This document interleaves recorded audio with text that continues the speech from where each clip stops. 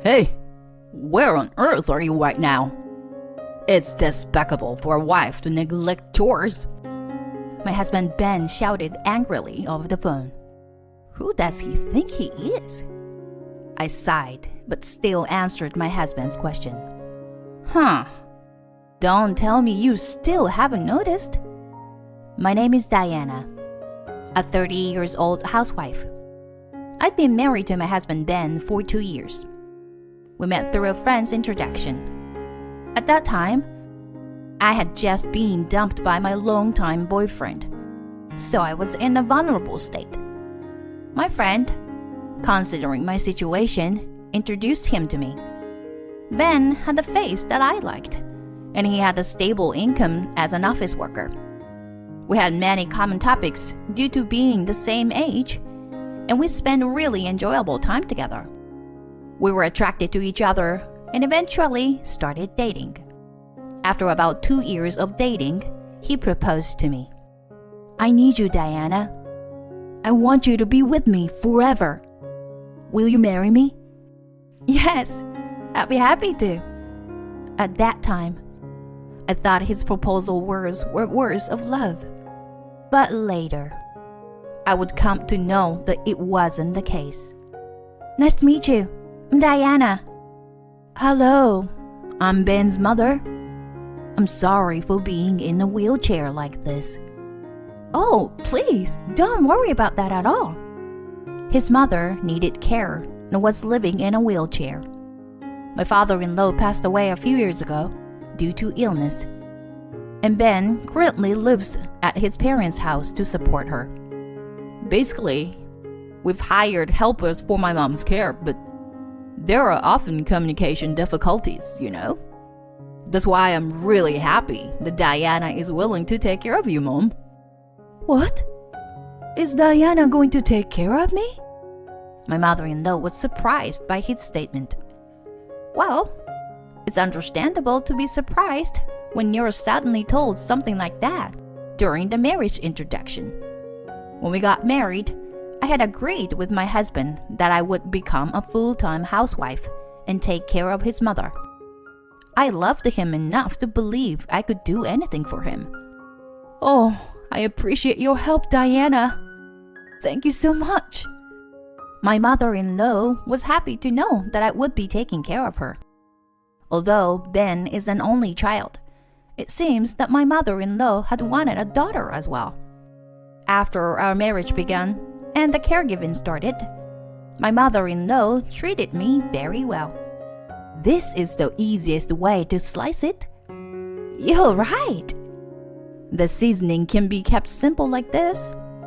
If you simmer it slowly, the vegetables will bring out their delicious flavor. That's true. It's incredibly delicious. It felt like I was having a genuine interaction between a real mother and daughter, and it made me happy. Please think of me as your real daughter. Yes, I already do, Diana. My mother-in-law and I had a great relationship. She was lovely, kind, and knowledgeable. She taught me various things, starting with cooking. I envied my husband, who had been eating such delicious food from his mother all this time. I used to be someone who loved work, but the time spent with my mother-in-law was so fulfilling that I thought being a full-time housewife was also good. However, our married life itself wasn't going very well. Hi, Ben. Welcome back. Do you want dinner or would you like to take a bath? Huh? Ignoring me? Okay, whatever.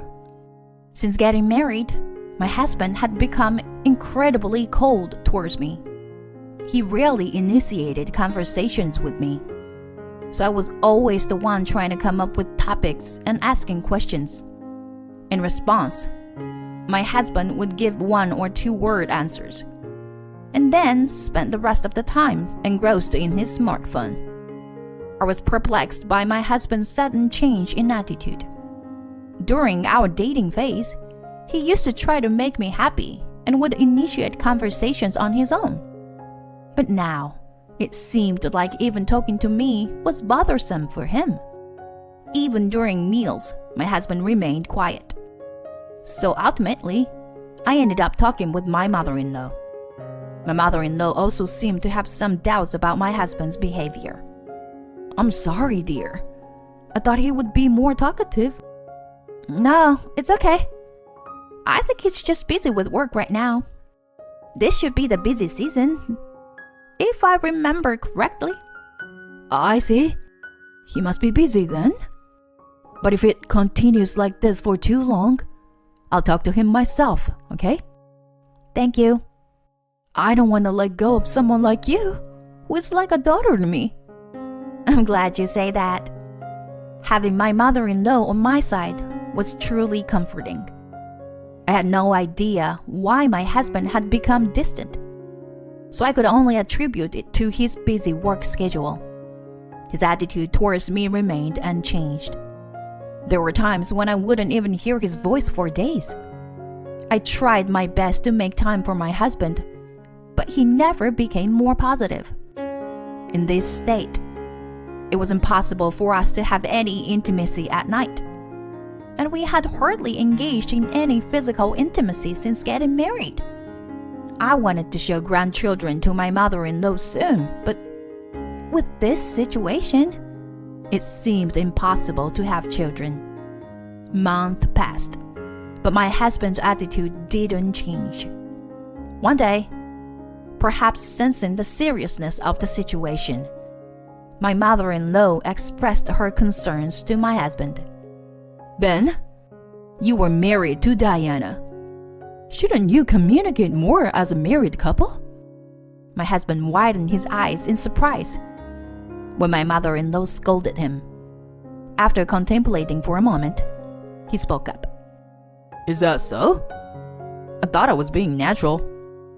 Diana, have you been feeling uneasy all this time?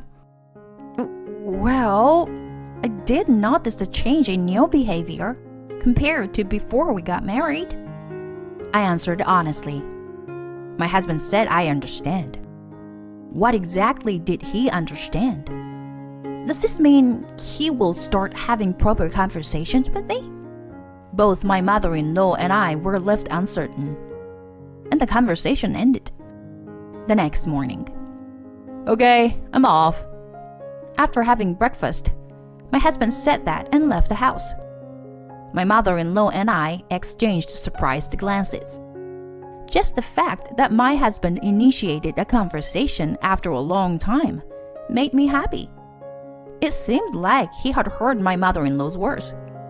When he came back from work that day, he greeted us with "I'm home" and actively participated in a conversation during dinner. My mother-in-law seemed relieved and happy, engaging in the conversation. Married life involves many ups and downs, and we have to accept various aspects of each other. There are many challenges, but I realized the importance of expressing my feelings honestly. From then on, my husband started having normal conversations with me. However, just as my relationship with my husband improved, my mother-in-law's health deteriorated. While she used to be active even in a wheelchair, she became bedridden. Diana, I am truly sorry. Taking care of an old and helpless person like me must be tough, right? What are you talking about? If it was that difficult, I would have run away by now. I'll take care of you, so please, don't worry. Thank you. There were times when I had to leave her alone when going grocery shopping. During such times, I would become extremely worried if something happened to her or if she had a fall. And when my mother-in-law became bedridden, my husband's attitude changed once again. Ben, your mom seems a little unwell today. I see. She's okay for now after eating, but maybe it's better to take her to the hospital again. Yeah. My husband started giving vague responses, as if he was half listening to my words. And once again, Our conversations became less frequent. I was genuinely struggling with all of this. Taking care of a bedridden mother-in-law was undeniably challenging. On top of that, being treated with the same cold attitude from my husband as before was too much to bear. I was mentally exhausted. In the midst of all this, my mother-in-law finally needed to be hospitalized. Her condition deteriorated rapidly, and I visited her every day. But I must admit, I felt a sense of relief that I was released from the caregiving responsibilities, despite feeling guilty about it. Thank you, Diana. You are the reason I was able to spend the past 6 months happily and contentedly. Please take care of Ben for me, okay? My mother-in-law said that and took her last breath. I was devastated to lose her. Even though my husband claimed he couldn't leave work, he didn't come to the hospital when his mother was in critical condition. Your mother passed away peacefully. I see. I'm sorry I couldn't come. But with you by her side, I'm sure my mom was happy. While my husband said that, from my mother-in-law's perspective, the person she wanted to see the most in her final moments was her own son, my husband. Soon after, my mother-in-law's funeral took place. But my husband, citing his busy schedule, left the funeral preparations to me. With a sense of distrust towards my husband, I prepared for the funeral. My husband did fulfill his duties as the chief mourner, and the funeral proceeded smoothly. However, our married life after that was miserable. My husband remained silent as ever, and he hardly had any conversation even when he was at home. Whenever I tried to talk to him, he would just give brief responses. I couldn't help but question if this could truly be called a marriage. As a housewife, my husband was the only person I had conversations with. I felt suffocated. That's why I decided to consult with him about something. Hey, now that your mother is gone, I have some time, so can I go back to work? My husband looked surprised at my statement, but replied, It's okay, I guess. I immediately started looking for a job, and I found a suitable office job with the good conditions, so I decided to apply.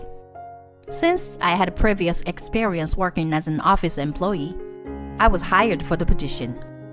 Moreover, they hired me as a full-time employee, not just a part-time worker.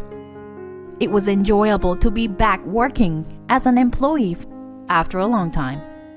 My coworkers were very kind and patiently taught me the job, which helped me adapt quickly. Everyone praised my work, and even my boss complimented me, saying they were glad they hired me. Having interaction with people other than my husband was beneficial for my mental well-being. Above all, it was very gratifying to be recognized by those around me.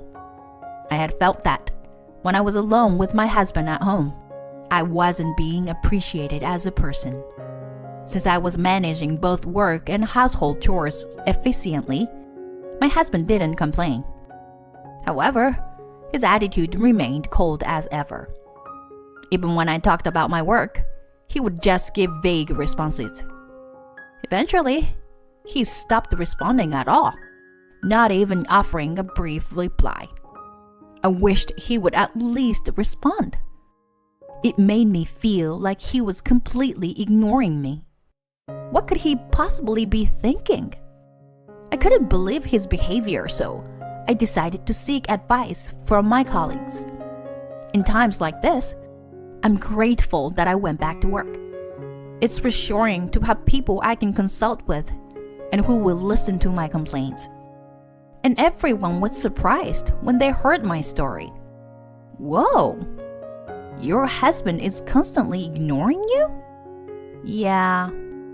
We had very little conversation since the early days of our marriage. But for the past few months, he hasn't spoken to me at all. I feel like I'm being treated like nothing. What? Isn't that too terrible? My colleagues at work snided with me, saying that my husband was being awful. And one of them said something like this. This might be difficult to say, but is your husband having an affair? What? An affair? From what I've heard, Diana, you were not at fault. If that's the case, I think there must be something suspicious on your husband's side. When I heard that, I started suspecting my husband of having an affair for the first time. And once I started doubting, I became more and more suspicious. So I decided to hire a private investigator to investigate my husband. The investigation results come out in about 2 weeks. As expected, my husband was indeed having an affair.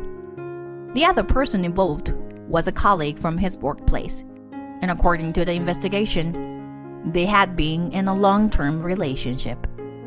That meant he had been having an affair even during the difficult times when I was taking care of my mother-in-law. I was filled with anger. My husband must have only seen me as a convenient housekeeper. I couldn't continue our marriage in this state. I quickly packed my things and left the house. I stayed at a business hotel for the time being. The next day, I went to the local government office to file for divorce. Then, while my husband was absent, I left the evidence photos of his affair on the living room table. This should make it clear that I'm serious about getting a divorce. He'll be in a panic when he sees the photos.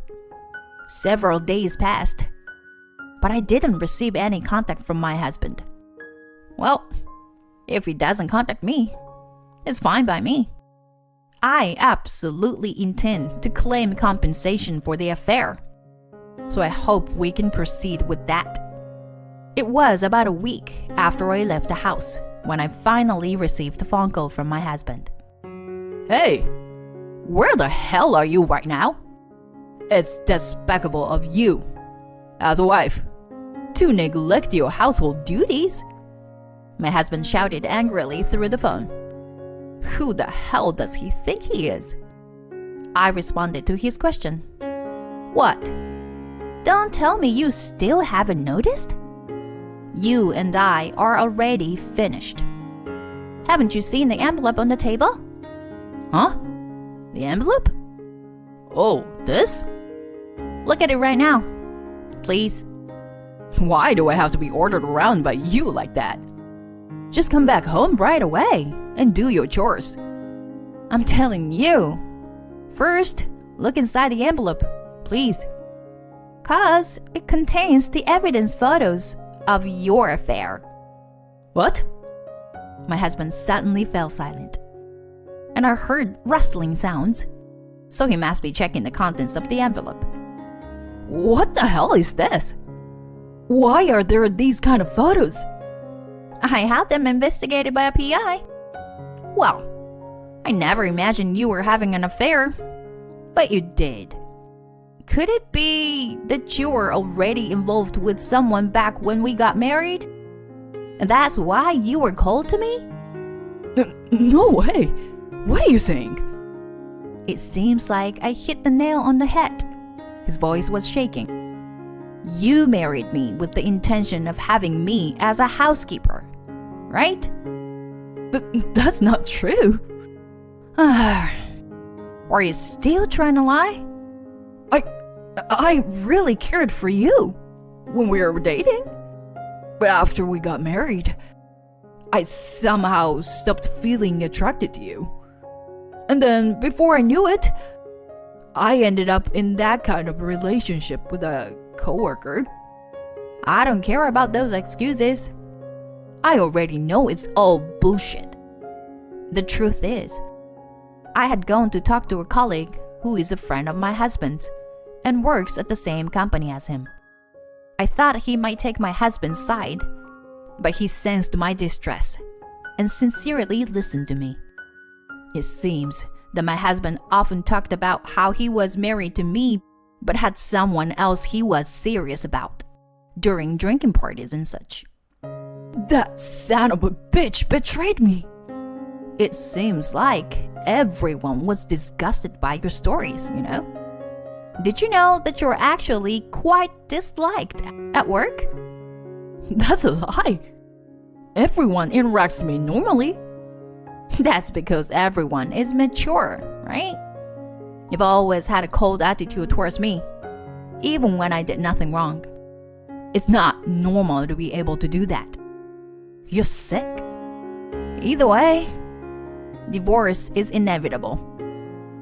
Diana? No. I'll also be seeking compensation, so be prepared. When I shouted, my husband let out a pathetic voice over the phone. I hung up without worrying and demanded a divorce and compensation from my husband through my lawyer. It seemed that my husband and his affair partner had been living it up, and they complained that they couldn't afford to pay the compensation. But I never gave in. I agreed to accept the payment in installments, and if there was any delay, I instructed my lawyer to garnish their wages. Upon hearing this, both my husband and his affair partner immediately became quiet and agreed to pay the compensation. However, my husband, who hadn't saved any money, struggled greatly with his finances. In that state, he couldn't find time to be with his affair partner, and their relationship ended. Additionally, since my husband's affair became public knowledge, people at his workplace started treating him harshly. However, my ex-husband felt trapped because he had to pay the compensation, but he couldn't quit his job. On the other hand, I moved to a lovely apartment for singles, and I am enjoying a comfortable life. My job is stable, and now I frequently invite friends over and host home parties. I'm enjoying the single life without unnecessary stress. Occasionally, I still think about my mother-in-law. She said, "Take care of my son," at the end. It's regrettable that I couldn't fulfill the promise with her. But considering what kind of man he was, it can't be helped. I'm sure my mother-in-law would forgive me in this situation. For now, I don't plan to pursuing romantic relationships or a marriage for a while. I want to focus on my work and achieve results. That's what I believe is necessary for my own happiness at the moment.